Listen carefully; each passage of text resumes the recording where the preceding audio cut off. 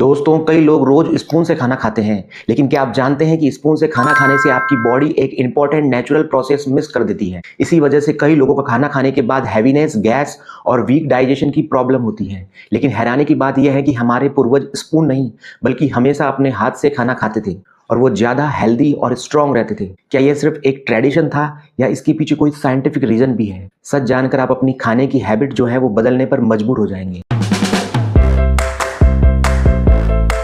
पहला है, ब्रेन और डाइजेशन का कनेक्शन जो है तुरंत एक्टिवेट होता है। दोस्तों, जब आप हाथ से खाना उठाते हैं तो आपकी फिंगर्स में मौजूद नर्व एंडिंग्स जो है तुरंत ब्रेन को सिग्नल भेजती हैं कि अब खाना जो है वो बॉडी के अंदर जाने वाला है। ब्रेन इस सिग्नल को मिलते ही स्टमक को प्रिपेयर कर देता है और डाइजेस्टिव जूसेस जो है उसको रिलीज होने लगते हैं। इसका फायदा यह होता है कि जब खाना स्टमक में पहुंचता है तो डाइजेशन प्रोसेस जो है पहले से ही एक्टिव होता है। इससे खाना जल्दी और आसानी से डाइजेस्ट हो जाता है। इससे स्टमक पर एक्स्ट्रा प्रेशर जो है वो नहीं पड़ता और डाइजेशन सिस्टम जो है वो स्मूथली काम करता है। दूसरा है दोस्तों, माइंडफुल ईटिंग जो है वो इंप्रूव होती है और न्यूट्रिएंट जो है बेहतर एब्जॉर्ब होते हैं। दोस्तों, हाथ से खाना खाने पर आपका पूरा ध्यान जो है खाने पर होता है।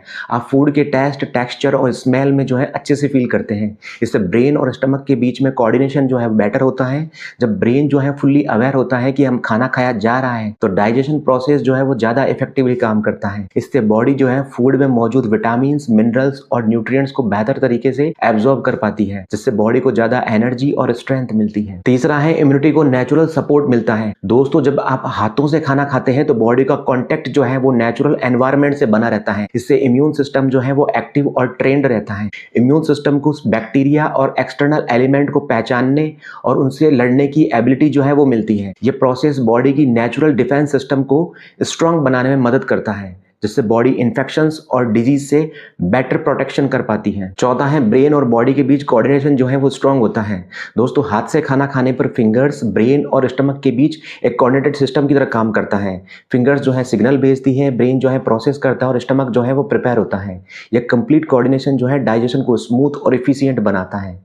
जब डाइजेशन प्रॉपर होता है तो बॉडी को ज़्यादा एनर्जी मिलती है और फटिग, लेजीनेस और हैवीनेस जैसी प्रॉब्लम्स जो है वो कम महसूस होती है। पांचवा है, सलाइवा जो है वो ज़्यादा बनती है, जिससे डाइजेशन जो है वो बेहतर होता है। दोस्तों, हाथ से खाना खाने पर आप नेचुरली जो है खाना धीरे धीरे खाते हैं और ज़्यादा चबाते हैं। जब खाना ज़्यादा चबाया जाता है तो मुंह में सलाइवा जो है वो ज़्यादा अमाउंट में बनती है। इस सलाइवा में डाइजेस्टिव एंजाइम्स होते हैं तो खाना तोड़ने का काम शुरू कर देते हैं। इसका मतलब ये होता है कि डाइजेशन का आधा काम तो जो है वो मुंह में ही शुरू हो जाता है, जिससे स्टमक में खाना जो है वो डाइजेस्ट करने में कम मेहनत करनी पड़ती है। इससे गैस, एसिडिटी और हैवीनेस जैसी प्रॉब्लम्स जो है वो होने की संभावना कम हो जाती है।